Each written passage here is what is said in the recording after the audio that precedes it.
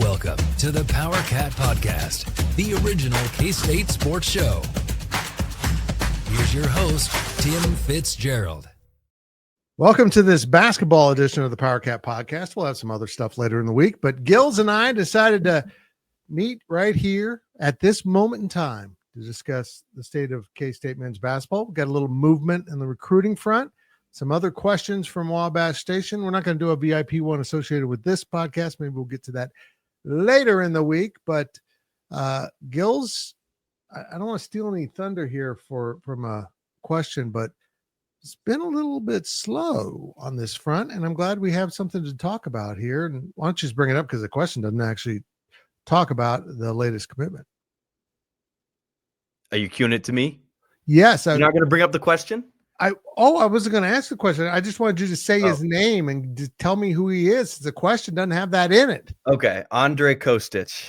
I hope we're saying that correctly, right? Kostić. If you're watching this, Tang, just go after RJ Jones again. Go after, I don't know, you name it. Cam Carter. Go after normal names.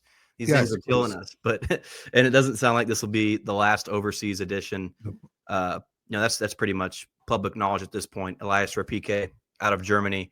It seems like K-State's in a very, very good spot there. Things are close to the finish line. But as for Kostić, man, out of Serbia, I'm sure that the NIL numbers are out there. Adam Zagoria reported $2.5 million for this player, and obviously that's a lot of money. That's going to bring some expectations for a player like that. But Fitz, I know you had a well-sourced text you and say that he's a future lottery pick. I think his potential is through the roof.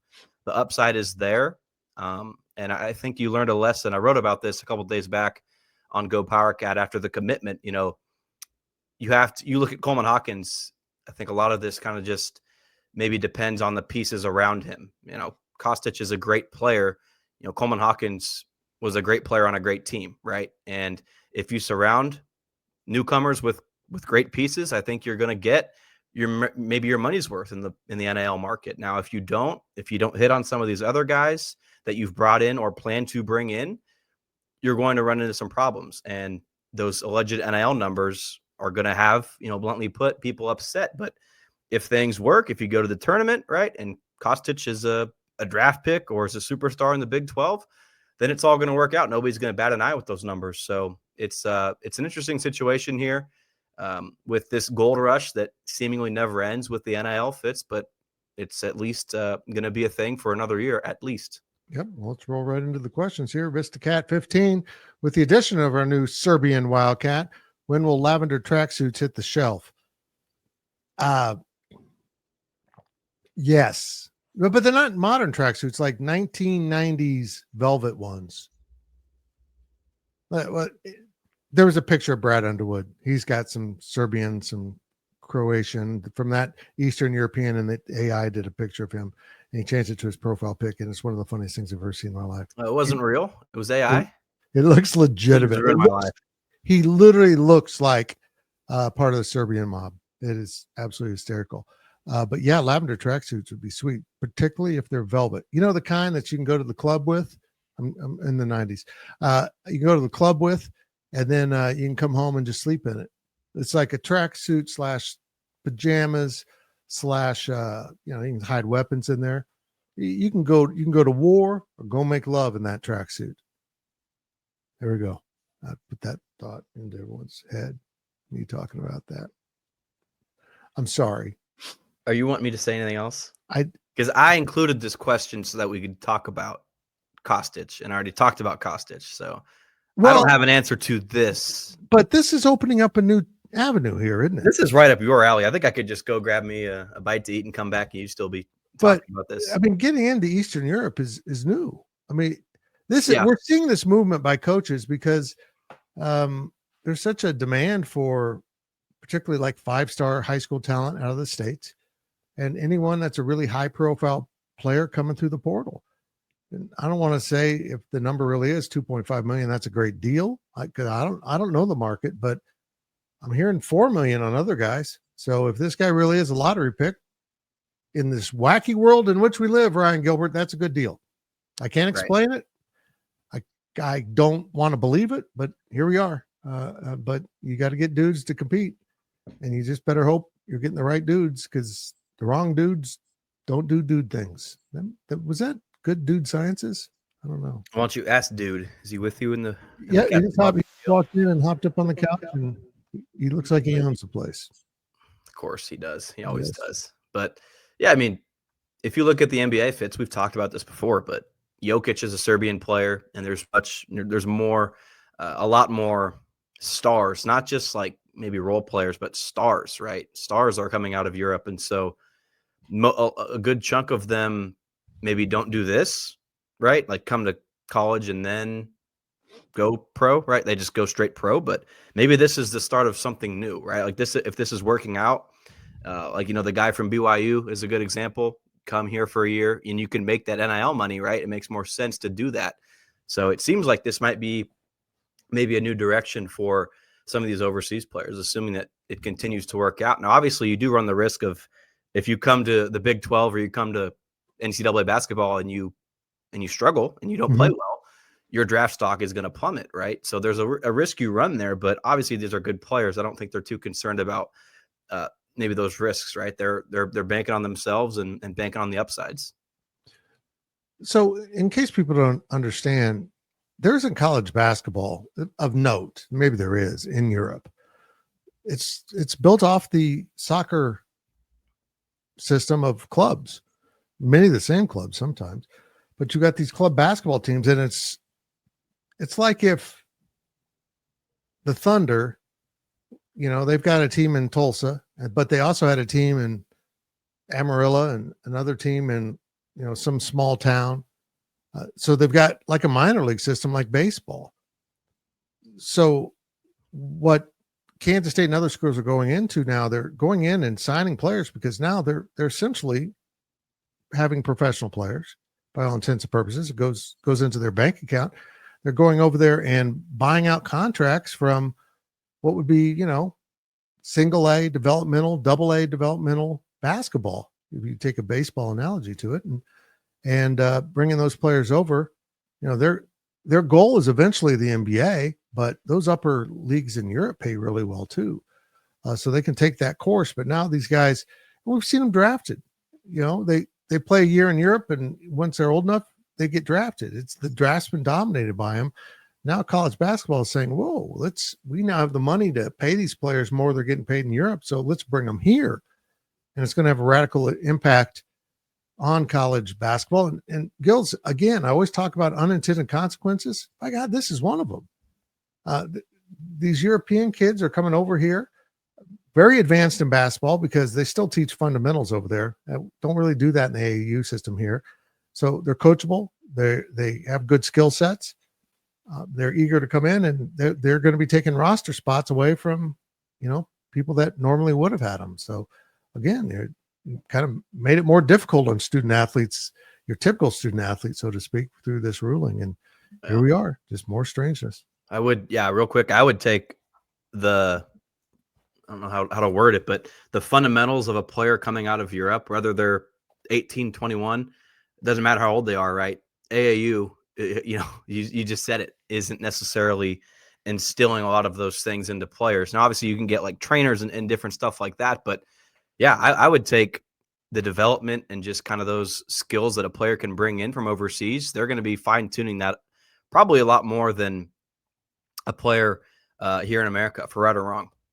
Yep, I agree with that. Here's the next one. K-State hired a new assistant coach yesterday or the other day. What does Bill Peterson bring to the mix for men's basketball?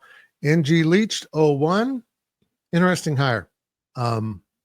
I joked about it on a YouTube short that this wasn't the guy I expected. I didn't expect a guy older than me, God help him, to come in. But I think if we back up and look at this, what did most of us want, Gills? We wanted some different ideas, some experience, some, been there, done that at all levels. And I think apparently from his resume, he brings that. And maybe they'll be reflected in the product on the court. All levels, a lot. I mean, levels. Every level. You look at literally his resume and the email, the release that K-State Athletics put out. Like Baylor, he was obviously at, a lot of different colleges, NBA, developmental NBA teams, right? Like he's been all over the place and certainly is going to attack things from many different angles. Now, if you were looking for a 25, 30-year-old offensive guru to come in and fix the offense and be a brand new vision for maybe certain things, that's not what you got. But that's not what Tang wanted, right? Mm-hmm. Knowledge, wisdom, experience. Peterson brings that to the table, and there's something to be said for that, right? Maybe a little glue, a little structure for a coach. I've said this before. Jerome Tang is, maybe getting up there in age a little bit, but his coaching, sorry, Fitz, his head coaching age is still very young. He's 4 years old in that regard. So he's still learning a lot of things on the fly. And you look at a lot of his staff, right? Now, not to pick on any of them, but, Dream and Winchester, Carpenter, like they're all younger, guys. And Rodney Perry's not old either, right? Like I've joked before, Marco's probably the oldest one, I would think. And he's still got a pep in his step when he wants to, right? So getting some experience, an older, guy like Peterson who has just so much to his tenure in basketball. I think that's probably the attractive part for Tang. And you got to remember, Fitz, even if this doesn't check the box for you as a fan, there is still another hire to be made. What role is Peterson going to have around the rest of the coaches? I think probably remains unknown at this point, because Frank Miskelly, his role obviously has to be filled. Will it just be a plug in a coach and have the exact same thing? We'll see. But this is not the last coaching hire, so it's an interesting one. It's probably not the one that's going to make you go crazy, but obviously I think you can do a lot worse, and it's a safe option, right? I think you need stability after back-to-back misses from the tournament. You need stability. And if you go out and take a risk, you take a gamble, sure, that might have some more upside than a coach like Peterson, but I think that maybe lowers the floor a little bit as well. Like fits like Florida. How old is Todd Golden? 35? Yep. Like, I don't know. He's very young though, right? That has a high risk, has a high reward. And obviously there's two sides to the argument here. Tang kind of went maybe the other route with a much safer option with a higher floor. Okay. I like it a lot. Two thoughts here. One, this dude, if you look at his resume, Bill Peterson loves to coach basketball. So he's a coach. And that's kind of an old school thing that has been dwindling. Guys that literally, that's all they want to do is coach their sport. And now that's changed. And I think, honestly, the money has brought in other people into coaching that weren't doing it for the love. And it's easy for them to transition out. It looks like every time he loses a job, he finds somewhere else to coach. Honestly, I think if he couldn't find a job, he'd go find 5 rescue dogs and teach them zone defense. He just looks like he wants to coach hoops. And honestly, if he can coach 5 rescue dogs to play zone defense, he should be able to do it with K-State, I hope. But my other thought is he brings an interesting demographic to the coaching staff, to the point where I hope during a timeout, when Dream's on the court, waving the towel, he walks over him and shakes the fist and yells, "Get off my lawn." That's my dream. That's a simple dream I have for the future of Kansas State basketball. And if someone could make it come true, I appreciate it. Next question. Go for it. Great. Here we go. Rushmore Cat. This guy's all about the stars. Why has men's basketball not been able to get more commits out of the portal in the last 2 weeks? Has it been a weird market this year? I mean, it's always ever changing year after year. It's weird, but it seems like a lot more patient market this year. Like we're not seeing signing. It kind of just, every school's going through this. I haven't checked in on Baylor, but do they have players? I don't know. I feel like a lot of schools right now don't have enough players. And nobody seems to be panicking either, Gills. No, yeah, I mean, I don't think Jerome Tang is panicking one bit. And in the past, he hasn't panicked either. So, I mean, I guess you could say that maybe you want the ball to get rolling a little bit. But I have 2 thoughts here, Fitz. Number one, Kostić I think he's been part of this plan for a couple of weeks. And same thing with Rapike out of Germany, right? Like they have had 1 now, or 2, now 1, right? Guys who they think they're going to get. And that there's something to be said for that however many open spots it is. That obviously depends on Smith and potentially Max Jones, but however many spots that was a couple of days ago, minus that by 2, essentially. I think that's probably how the staff is looking at it. But my other thought here is in the past, man, Kansas State, I don't want embarrassed, probably isn't the right word, but K-State has gone after high profile players, felt very good about it. There's been hype, buzz around players committing, and they commit elsewhere. And you leave the recruitment, you leave the situation frustrated, like, maybe a little embarrassed, but you put a lot of your eggs into a couple of baskets and you seem to strike out on some big guys, Max A-Smith, Clifford from Bama. I could go on and on. Battle, who went to Gonzaga, right? Like, there was a number of those guys, Fitz, that there was a lot of excitement for, and the staff felt good about, and they were dudes, right? They could play. And I think Tang maybe learned a lesson. Now, I don't want to put words in his mouth. I don't know if this is true or not, but it seems like maybe Tang just said, all right, we're going to be a little bit smarter here. We're going to try to go after guys that we know we can get. Whereas those last couple of guys I mentioned, maybe it was like, we just came off an Elite 8. We got high NIL. We're shooting for the stars. We can get this guy. Now it seems like maybe a much more, not logical, but level-headed approach to getting some of these guys. So I'm not too concerned with the roster not being completed at this point. I would, you look around the country, I don't think there's going to be many that are set in stone. And also the NBA draft, you never know. There could be a guy or two that withdraw from that K-State jumps right on. And that's happened, in the past.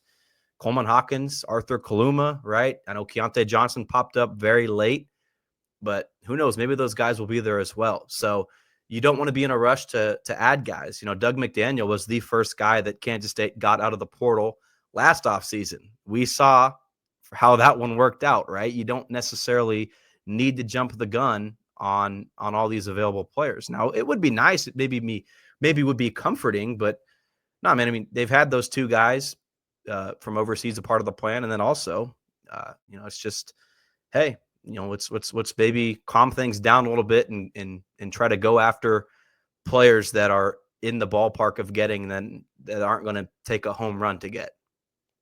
Yeah, and the key is to find the players that actually want to play. And Jerome Tang said something like this on a podcast. I think some fans got upset, but we all tend to miscalculate that now that these young people, particularly coming out of high school or just transferring in college, are getting paid great sums of money, that they're going to act like professionals, and they're not prepared for that. They haven't had to do that. They've been coddled youth basketball players turned into coddled college basketball players. But when you go to the NBA or you go to the professional ranks, there is a level of professionalism to take care of your own business and get yourself in shape, be accountable for what you do away.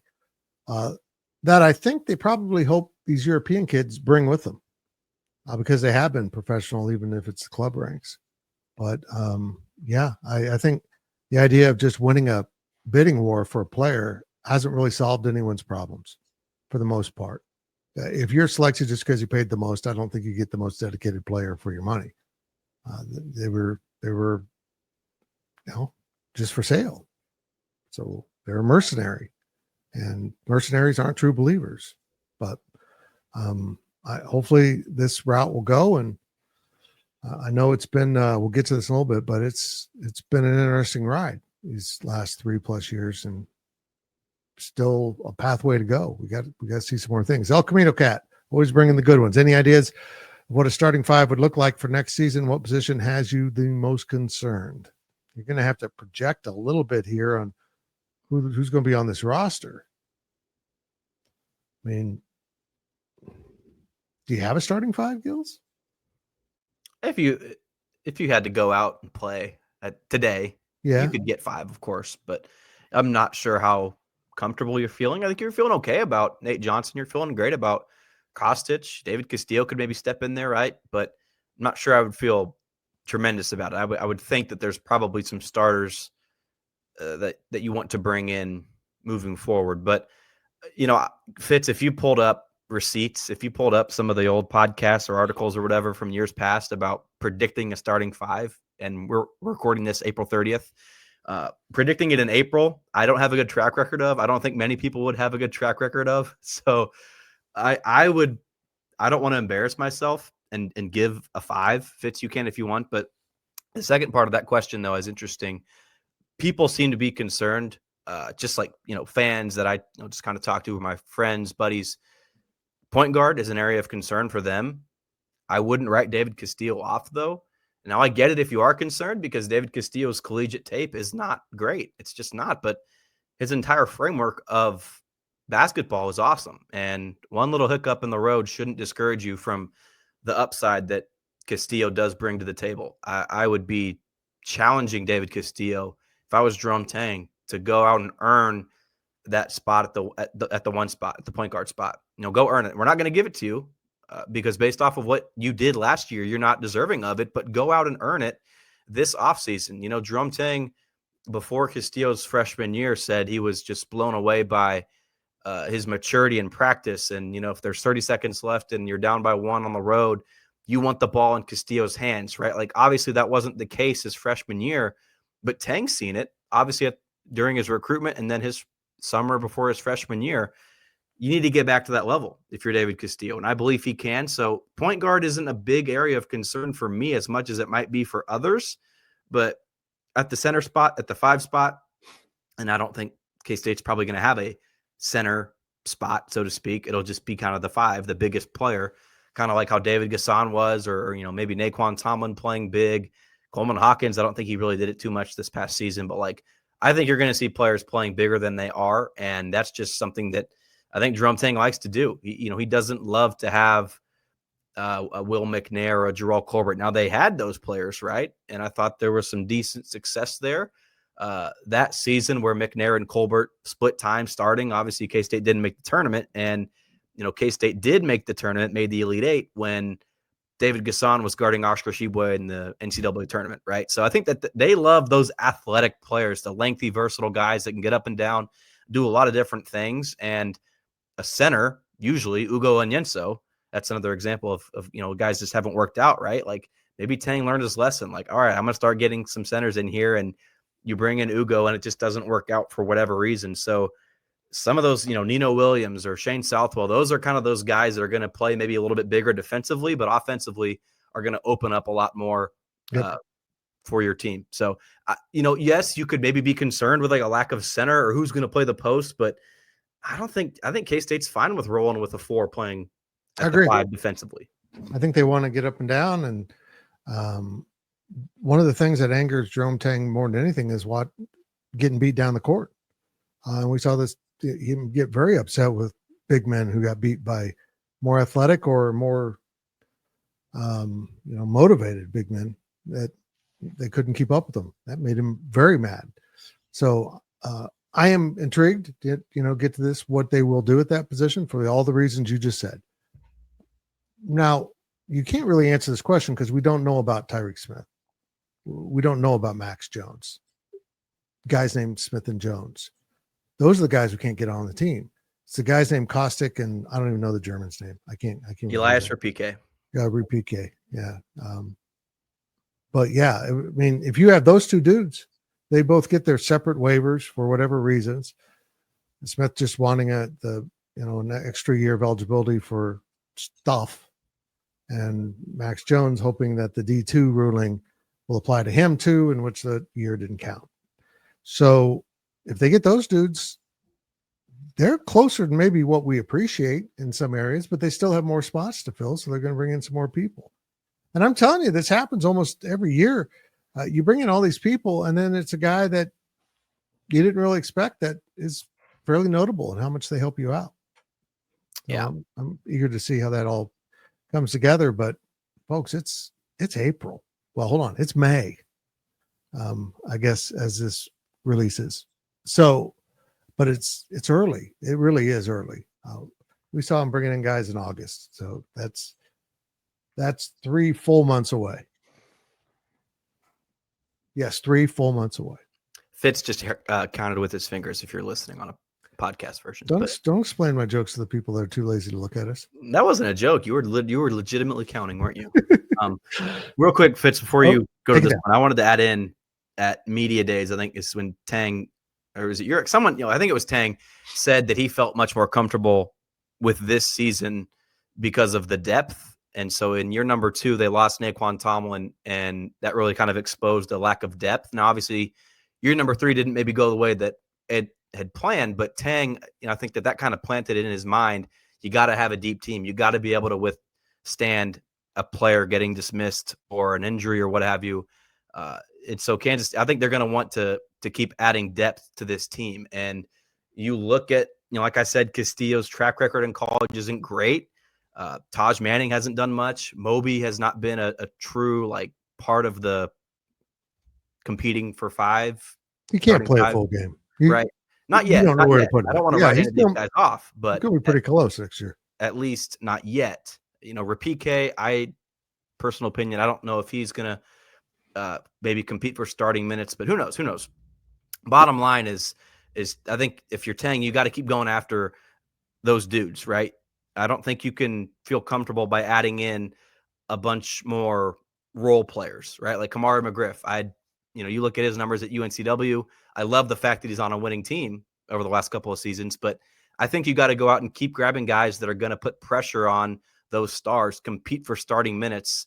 I think your depth guys, or maybe I don't want to say the bottom of your roster, right? But I think you've got plenty of reinforcements down there. Keep aiming high. Don't aim for home run after home run, but keep hitting doubles and singles and get those recruitment wins where you can. So I think that's kind of ties into the question earlier, Fitz, of the roster, right? Like obviously you need more work. You need more work. There we go. Last question from Sunshine 2012. Is Jerome Tang in an impossible position with the fan base? I like this question a lot. I'll let you go. What do you think? Well, when you miss the tournament back-to-back years, it is almost impossible to be in a good position, in a good situation, right? Your message, no matter what you say here, this is what I'm getting at. No matter what you say, you can't win. Because if you're going to say you're going to keep doing the same things over and over, your average fan's not going to be happy with that. You want change. Well, Fitz, me and you have been critical. I've been critical of the constant movement and strategy and roster construction and all that. We can be critical all we want, but at least he's trying something different. Right. He's going overseas. He's got NIL. He tried doing this with high school recruits. And has it worked out? No. And I think maybe, the staff has gone perhaps too overboard, if anything, with all the movement, but at least you're not doing the same thing over and over, man. And fans aren't going to be happy with that. Obviously, fans aren't going to be happy with the constant change in message. And when no matter what you say and you don't make the tournament, fans are going to be mad, right? If you say you want to be like Houston and you can't keep roster continuity like you had said, fans aren't going to be happy. So unless you're making the tournament, you're in an uphill battle with the fan base. Now, for right or wrong, I'm not trying to tell you how to think. Bottom line, this is just the reality of it. When you're not winning, K-State was a sub 500 team in 2024-25. You are in a very tough spot with a fan base that expects to win. And, that's Bruce Weber's fault. Part of that's Frank Martin's fault. Bob Huggins, they laid, and that's just my lifetime. Fitz, you could speak to this a lot better than me, man. Fans expect to win because that's the standard of the basketball program. When you miss the tournament for back-to-back years, man, it's not acceptable in fans' eyes. Yeah, it's not. In many ways, a lot of this is self-inflicted. You stand on the table and tell everyone to expect this all the time, and you don't deliver that. It's going to cause immediate frustration. But this is part of who Jerome Tang is. If it weighs heavy on him, he speaks it out loud. Telling us the story about him and Doug going at it and how, an assistant coach finally said, we just got to play him. You got to give in on this. That's a great story. We all told that story. We didn't need to know that. As a reporter, yeah, we got that great story. As someone who looks at this and sees the issues they're having, he almost overshares. It's great stuff.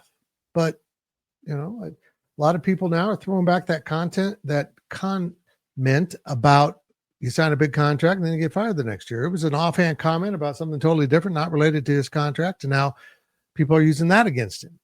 So I think he's got to put his guardrails up a little bit better. As a reporter, I don't want to see that. But I think that's just really where he's at with his fan base.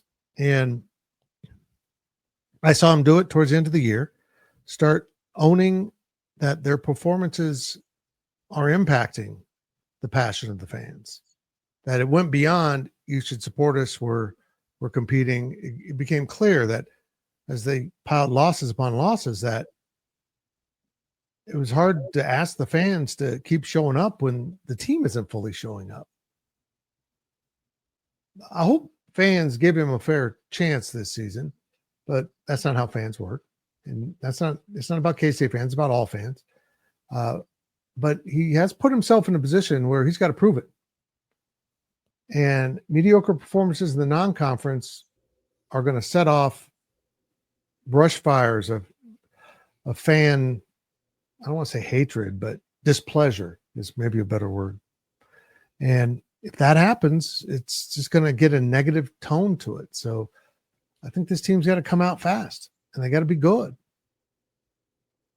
And, beyond that, there's still thought that no matter what happens next year, the contract means there's going to be another year. I don't see how that's possible, but we'll see. But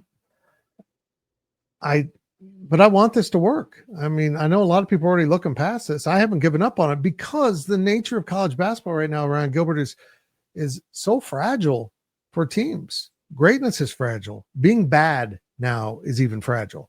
You can flip that switch by getting the right guys. And every right guy might be a different guy for a different program. Maybe Coleman Hawkins would have been absolutely amazing in another program. Maybe he'd been worse. Maybe Keontae Johnson doesn't end up in the position he is now if he ends up at a program that didn't put him front and center like Kansas State. I don't know, man. Some programs are going to use high school kids. We're seeing BYU, invest heavily. Maybe that's the answer. I don't think so, but it's such a volatile world in college basketball right now. There is, I'm just going to be blunt, a sense of luck and good fortune that you guessed the right answer for that season and how to build a roster. And hopefully that good fortune will come back around because he hit it year one. And once you find a way that works, just go do it. It works. Don't forget it. You mentioned Keontae. Real quick, Fitz. Yeah, you're fine. Keontae is not Keontae Johnson without Marquise Noel. Nope. And vice versa. But so it's all, that just goes to the point of it being about a fit, right? Like Coleman Hawkins could very well have been way worse, like on a different team. Who knows? He could have been way better like he was at Illinois, of course, but it's all about the fit and it's all about the guys around you, the pieces. And I'll wrap up with this, Fitz.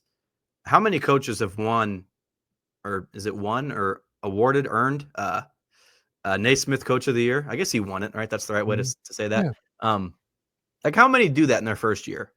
None. Like, was he the first? He had to, like, that's a very short list if not, but that expectation that he put on himself, on the program after having so much success in year one it's just fascinating, man. And I'm not saying that it would be okay if K-State had a losing year in year one, but it's year one, right? And you got rid of all Weber's players. So, like, there would be some grace. There would be some time to get things together. The fan base wouldn't be as frustrated, but man, you set that standard so high after year one.